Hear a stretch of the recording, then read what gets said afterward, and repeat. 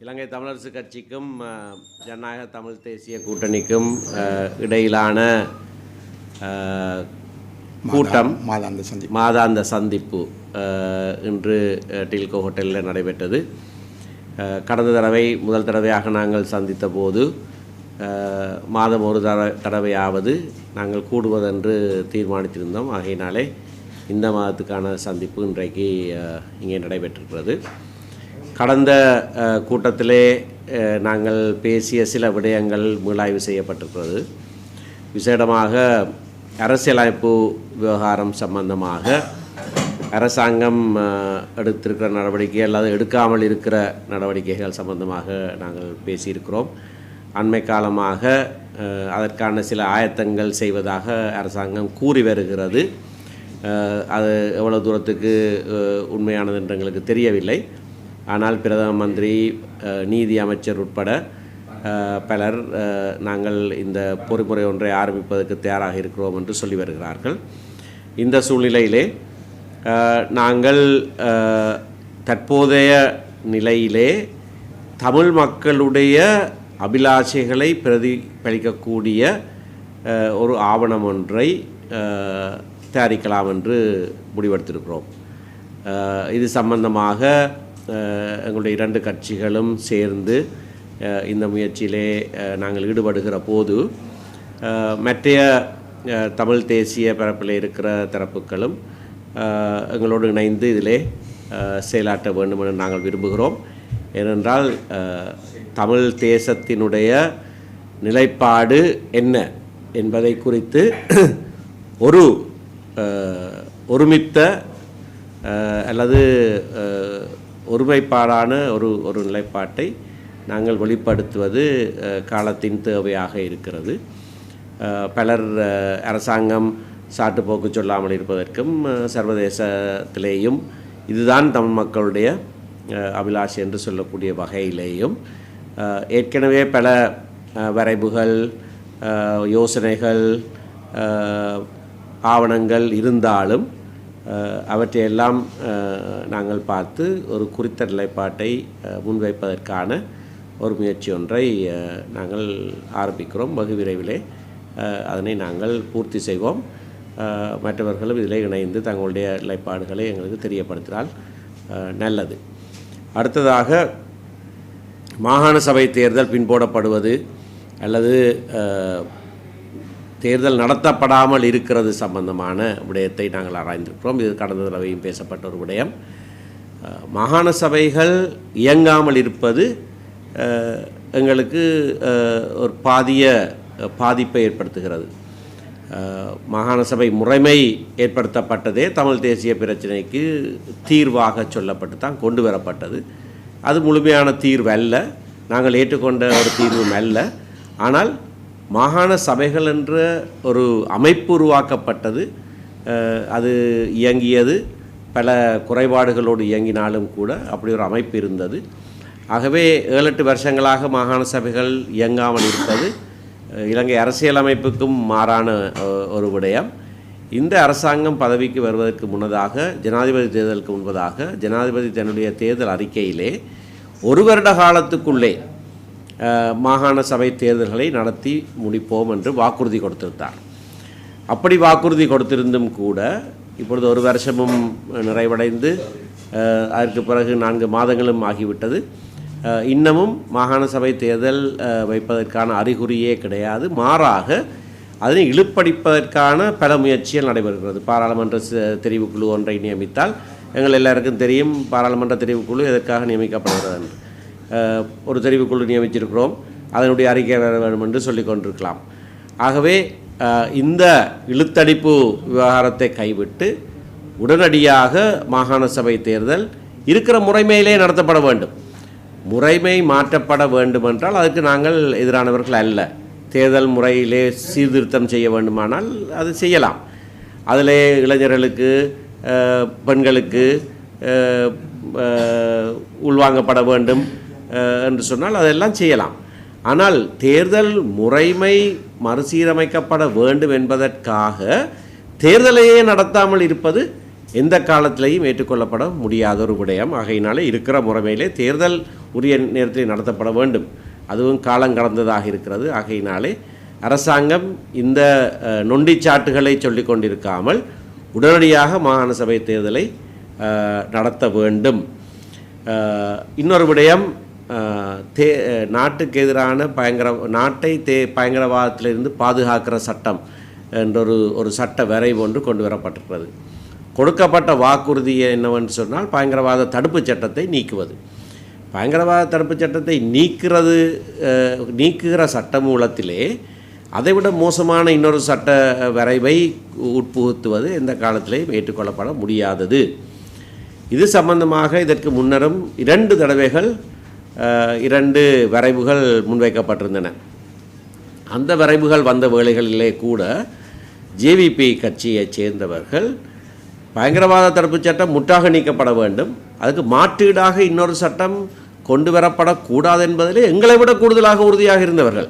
நான் எங்களை விட என்று சொல்வதற்கு காரணம், நாங்களும் அதே நிலைப்பாட்டிலே தான் இருந்தோம். ஆனால் கொண்டு வரப்படுகிற வரைவுகள் சம்பந்தமாக நாங்கள் பேச்சுவார்த்தைகளிலே கலந்து கொண்டோம். அவர்கள் அந்த பேச்சுவார்த்தைகளுக்கே வர மறுத்தவர்கள். ஏனென்றால் இன்னொரு சட்டம் கொண்டு வரப்படக்கூடாது என்ற ஒற்றை நிலைப்பாட்டிலே இருந்தவர்கள்.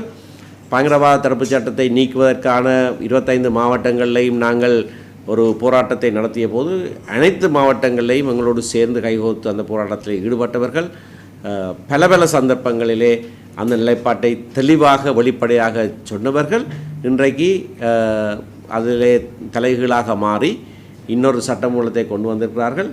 அதிலே இருக்கிற விடயங்கள் இப்பொழுது இருக்கிற பயங்கரவாத தடுப்பு சட்டத்தை விட மோசமான பல விடயங்கள் அதிலே இருக்கின்றன.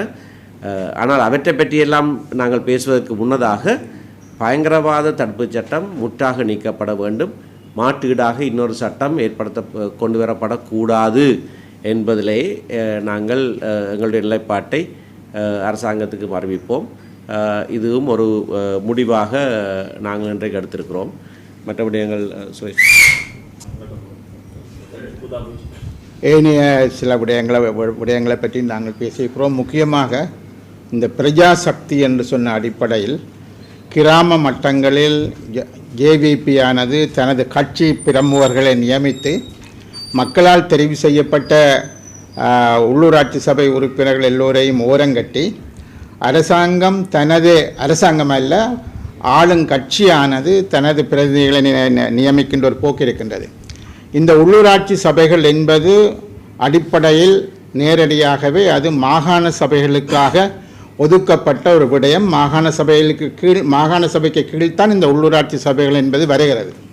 ஆகவே மாகாண சபைகள் செயலற்றிருக்கக்கூடிய ஒரு சூழ்நிலையில் அரசாங்கம் அவற்றை மீறி தான் விரும்பியவாறு ஒவ்வொரு கிராம சபை பிரிவுகளிலும் தமது கட்சி பிரதிநிதியை கொண்டு வந்து சேர்ப்பது என்பது ஒரு சட்டவிரோதமான ஜனநாயக விரோதமான ஒரு செயற்பாடாக நாங்கள் கருதுகிறோம். ஆகவே அப்படியான நியமனங்கள் அனைத்தும் இல்லாமல் செய்யப்பட வேண்டும் என்பது எமது அடிப்படையான கோரிக்கை. அவற்றின் ஊடாக உண்மையாகவே இதன் மூலம் ஜனநாயகத்தை மாத்திரமல்ல, மக்களால் தெரிவு செய்யப்பட்ட உள்ளூராட்சி சபை உறுப்பினர்களோ பாராளுமன்ற உறுப்பினர்களோ அல்லது அரச உத்தியோகத்தில் இருக்கக்கூடிய மேல்மட்ட உறுப்பினர்கள் எவர்களுக்கும் தெரியாமல் ஒரு ஒரு ஒரு ஒரு பிரதிநிதி ஊடாக, தமது கட்சி பிரதிநிதி ஊடாக கொழும்பில் இருந்து கொண்டு எல்லாத்தையும் வழிநடத்தலாம் என்று யோசிக்கின்றார்கள். ஆகவே அவ்வாறான ஒரு இடம் அது தவறானது, பிழையானது, ஜனநாயக விரோதமானது என்ற அடிப்படையில் நாங்கள் அவற்றை முற்றுமுழுதாக நிராகரித்து அது நடைபெறக்கூடாது என்று நாங்கள் விரும்புகின்றோம். அவை தொடர்பாக மேலதிகமான நடவடிக்கைகள் எடுப்பதற்கான சில முயற்சிகளை நாங்கள் மேற்கொள்ள இருக்கின்றோம். இவை மாத்திரம் அல்லாமல் நாங்கள் இந்த காணிகள் விடுவிப்பு, உங்களுக்கு தெரியும், ஜனாதிபதி வந்தார், பலாலியில் அவர் ஒரு நடைப்பயணம் ஒன்று மேற்கொண்டார். ஆனால் அந்த பலாலியில் இருக்கக்கூடிய காணிகள் என்பது அவர் பதவிக்கு வந்து 1 வருஷம் முடிந்துவிட்ட நிலையிலும் கூட வடக்கு கிழக்கில் எவ்வளவு காணிகள் விடுவிக்கப்பட்டது என்று சொன்னால் 2 வீதிகளை தவிர காணிகள் விடுவிக்கப்பட்டதாக இல்லை. மாறாக மேலதிக காணிகள் சுவீகரிக்கப்பட்டு கொண்டிருக்கிறது. பல்வேறுபட்ட இடங்களில் இந்த காணிகள் சுவீகரிக்கின்ற விடயங்கள் நடைபெற்று கொண்டிருக்கின்றது. ஆகவே அரசாங்கம் அவர்களுக்கு நிச்சயமாக அவர்களுக்கு தெரியும், வடக்கு மாகாணத்தை பொறுத்தவரையில் ஒரு அமைதியான சூழல் நிலவுகின்றது, பாதுகாப்பான சூழல் நிலவுகின்றது. மேலதிகமான காணிகள் பிடிக்க வேண்டும் என்ற அவசியங்கள் கிடையாது. மக்களுடைய காணிகள் இன்னும் அவர்கள் வசம் இருக்கிறது. ஆகவே அந்த காணிகளை அவர்கள் விடுவிக்க வேண்டும். மக்களுடைய மீள் குடியேற்றத்திற்கு உதவியாக அனைத்து காணிகளையும் அவர்கள் விடுவிக்க வேண்டும் என்று நாங்கள் கோர விரும்புகின்றோம் என்று சொன்னால், மிக பெருமளவில் இன்னுமே இராணுவம் தேவையற்ற விதத்தில் இராணுவம் இன்னும் பல காணிகளை தம்பசம் வைத்திருக்கிறது. வருகின்ற பொழுது அவர்கள் கூறிய விடயம் என்னவென்று சொல்லி சொன்னால், அனைத்து காணிகளும் விடுவிக்கப்படும் என்ற ஒரு விடயத்தை அவர்கள் மிக தெளிவாக கூறினார்கள். ஆனால் இதுவரையில் யாழ்ப்பாணத்தில் பல்வேறுபட்ட முறை ஜனாதிபதி வந்திருக்கிறார். இந்த முறையும் பொங்கலுக்கு வந்து போயிருக்கிறார். மக்கள் மத்தியில் தமிழ் மக்களுக்காகத்தான் தாங்கள் இருக்கிறோம் என்ற ஒரு பாணியில் பேச்சுக்களையும் செய்கின்றார்கள். ஆனால் நடைமுறையில் இந்த காணிகளை விடுவிப்பதற்கான நடவடிக்கைகள் இல்லை. மாறாக சிங்கள பௌத்த மக்கள் வாழாத இடங்களில் புத்த கோயில்கள் கட்டுகிற ஒரு வேலையைத்தான் அவர்கள் தொடர்ந்து செய்கிறார்கள். அது வடக்கிலோ கிழக்கிலோ அவை தான் நடந்து கொண்டிருக்கின்றது. ஆகவே இந்த விடயங்களை நாங்கள் வன்மையாக கண்டிப்பது மாத்திரமல்ல, இந்த காணிகள் அனைத்தையும் உடனடியாக விடுவிக்க வேணும். அது ஏற்கனவே இந்த ஒரு வருஷம் முடிந்துவிட்ட நிலையிலும் கூட இந்த காணிகள் விடுவிப்பு என்பது நடைபெறவில்லை என்று சொன்ன ஒரு விடயம் இருக்கின்றது. ஆகவே நாங்கள் ஒரு பொதுவான விடயங்களை பொறுத்தவரையில் தமிழிசை கட்சி, ஜனநாயக தமிழ் தேசிய கூட்டணி நாங்கள் இணைந்து செயற்படுவது என்பது மாத்திரமல்ல, ஒரு புதிய அரசியல் சாசனம் வர இருக்கிற பட்சத்தில் தமிழ் தரப்புகள் அனைத்தும் நாங்கள் ஒன்றிணைந்து ஒரு தமிழ் மக்கள் ஏற்றுக்கொள்ளக்கூடிய ஒரு தீர்வு திட்டம் ஒன்றை நாங்கள் முன்வைப்பதாகவும் முடிவு செய்திருக்கின்றோம். ஆகவே எமது இந்த கூட்டங்கள் என்பது தொடர்ந்தும் மாதாந்தம் நடைபெறும் என்பது மாத்திரமல்ல, ஒரு ஆக்கப்பூர்வமாக இந்த தமிழ் மக்களுடைய பிரச்சனைகளை தீர்க்கக்கூடிய முன்மொழிவுகளை கொண்ட பல்வேறுபட்ட விடயங்களை நாங்கள் எதிர்காலத்தில் கொண்டு நடத்துவதாகவும் தீர்மானித்திருக்கிறோம். நன்றி.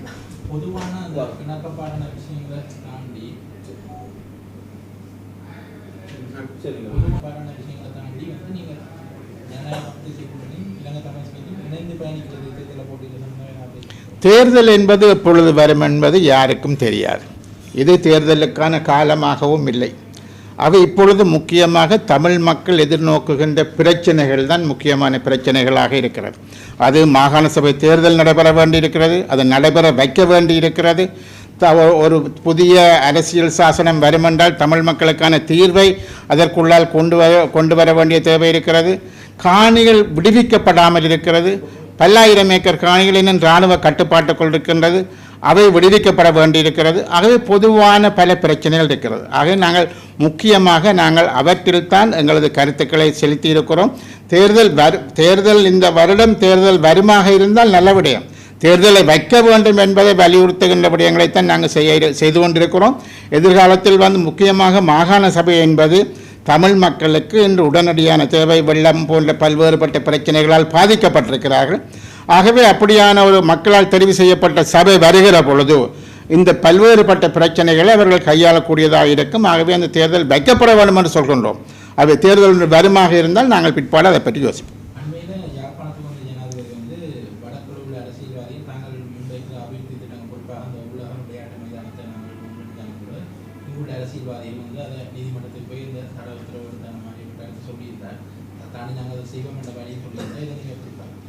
நீதிமன்றத்தில் இருக்கிற ஒரு விடயம் சம்பந்தமாக வழியிலே பேசுவது தவறான விடயம். அது ஜனாதிபதியாக இருந்தாலும் நீதிமன்ற அவமதிப்பு கூட்டத்துக்கு அவரும் உள்ளாக்கப்படலாம். ஜனாதிபதி பதவியை அவர் விடுகிற நாளில் அவருக்கு எதிராக நீதிமன்ற அவமதிப்பு குற்றச்சாட்டும் வரலாம். குறிப்பாக இந்த தையிட்டி என்று சொல்லாமல் கூட இங்கே உள்ள வணக்கஸ்தலத்தை மையமாக வச்சு முருகல் ஏற்படுற ஒரு பிரச்சனை போகிற மாதிரி அவர் கருத்து சொல்லியிருந்தார்.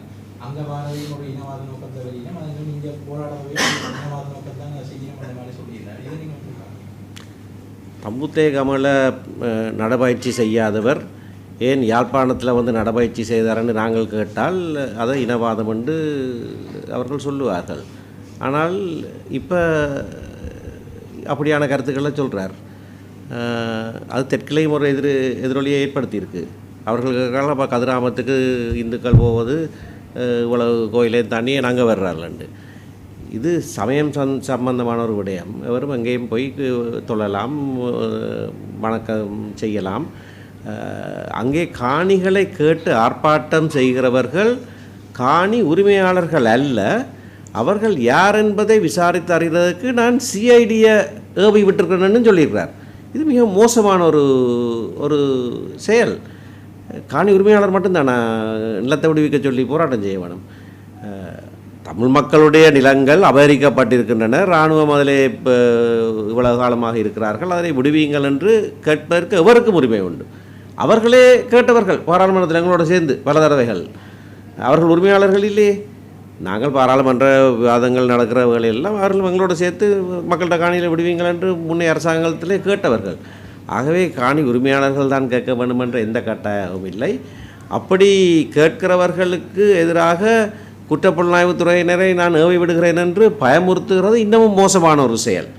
ஆகையினாலே ஜனாதிபதி இனவாத கருத்துக்களை சொல்லுகிறார் என்று ஜனாதிபதி தேர்தல் காலத்திலே ஒரு கருத்து சொல்லப்பட்ட போது நானும் கூட சொல்லியிருந்தான், இல்லை அப்படியான சிந்தனை அவருக்கு இருக்காதுன்னு சொல்லி. ஆனால் ஜனாதிபதி ஆன பிறகு பல்வேறு அழுத்தங்கள் அவருக்கும் இருக்கிறது போல தான் தென்படுது. விசேஷமாக திருவண்ணாமலை புத்தர் சிலை விவகாரத்தில் அந்த சிலை அங்கே வைக்கப்படக்கூடாது என்று போலீஸே முதல்ல அதில் அகற்றி விட்டு, பிறகு இல்லை பாதுகாப்புக்காகத்தான் அகற்றினோம் என்று போலீஸே திரும்ப கொண்டு வந்தாங்க. அந்த சிலையை வைக்க பண்ணியது இந்த அரசாங்கத்தினுடைய செயல். இப்போ நீதிமன்றம் வேறு நடவடிக்கை எடுத்திருக்கு, அது வேறு விஷயம். ஆனால் அரசு நிறைவேற்றுத்துறை அப்படியாக மண்டியிட்டு பௌத்தத்துக்கு மண்டியிட்டு மற்ற சமயத்தவர்களுடைய எண்ணங்களை மதிக்காமல் செயற்பட்ட ஒரு விடயம். கல்வி சீர்திருத்தத்தை எடுத்துக்கொண்டால் சீர்திருத்தத்தில் என்ன இருக்கிறதுன்றது வேறு விடயம். அதில் குறைவுகள் இருந்தால் நாங்களும் பேசுவோம். ஆனால் மகாநாயக தேர்தல் நான் தீர்மானிக்கிறது கல்வி சீர்திருத்தத்தை இப்போ நடைமுறைப்படுத்துகிறதா இல்லையாண்டு. ஆனபடினால் இந்த நாட்டுடைய போக்கை முன்னேறவர்கள் செய்ததைப் போலவே ஒரு இனவாத மதவாத சிந்தனையோடு பேரினவாத சிந்தனையோடு இந்த அரசாங்கம் செயற்படுத்துகிறது என்பது எங்களுக்கு இப்பொழுது தெளிவாக தெரிகிறது. இந்த தையிட்டி விகார சம்பந்தமான முக்கியமான விஷயம் எல்லோருக்கும் தெரிந்த விஷயம், ஜனாதிபதிக்கும் தெரிஞ்ச விஷயம். தையிட்டி விகாரை என்பது தனிப்பட்ட நபர்களுடைய காணியில் கட்டப்பட்ட சட்டவிரோதமான கட்டடம். ஆகவே அந்த மக்கள் அரசியல் கட்சிகள் அந்த மக்களது காணிகள் கொடுக்கப்பட வேண்டும் என்று போராடுவது நியாயமானது, ஜனநாயகபூர்வமானது. ஆகவே அதில் மற்றவர்கள் போய் போராடக்கூடாது என்று சொல்லி ஜனாதிபதி கூறுவது முதல் தவறான ஒரு விடயம். அது ரெண்டாவது விடயம் தனது காணியை தனது பூமியை இழந்தவன் கேட்பது இனவாதமாகாது. அவன் தனது சொந்த பூமியை கேட்பது என்பது இனவாதமாகாது. ஆகவே அந்த சொந்த காணியை கேட்டுத்தான் போராட்டமே தவிர வேறு நாங்கள் இனவாத சிந்தனைகளுடன் விஷயம் அல்ல. முதலாவதாக அந்த இடத்தில் அந்த கோயிலை அந்த புத்த கோயிலை கட்ட வேண்டாம் என்று நாகதீப விகாராதிபதி சொன்னதாக அவரே கூறுகிறார். அதில் கட்ட வேண்டாம், அது தனியாருடைய காணி என்று நாகதீப விகாராதிபதி சொன்னதுக்கு பிற்பாடு கூட அது கட்டப்பட்டிருக்குது, அது சட்டவிரோதமானது என்று அந்த விகாராதிபதியை இப்பொழுதும் கூறுகின்றார். ஆகவே அப்படி ஒரு சட்டவிரோதமாக கட்டப்பட்டதுக்கு பிற்பாடு அந்த காணியை தாருங்கள் என்று கேட்கின்ற பொழுது அது நீங்கள் அப்படி கேட்டால் இனவாதம், நான் சிஐடியை விட்டு அதை விசாரிப்பேன் என்று கூறுவதெல்லாம் ஒரு ஜனாதிபதிக்கு அழகான விஷயம் கிடையாது. அவை நாங்கள் ஒரு இனவாத சிந்தனையுடன் போராடவில்லை, இழந்து போன எமது காணிகளை திரும்ப தாருங்கள் என்பதுதான் அதனுடைய அடிநாதம். நீங்கள் அந்த காணிகளுக்குள் கொண்டு புத்த கோயில்களை கட்டுவதும் குடியேற்றங்களை செய்வதும் என்பது நீங்கள் தமிழ் மக்களை மேலும் மேலும் ஒரு சிங்கள பௌத்த மேலாதிக்கத்துக்குள் கொண்டு வருவதற்கான ஒரு முயற்சி. அது வேண்டாம் என்று தான் நாங்கள் கூறுகிறோம்.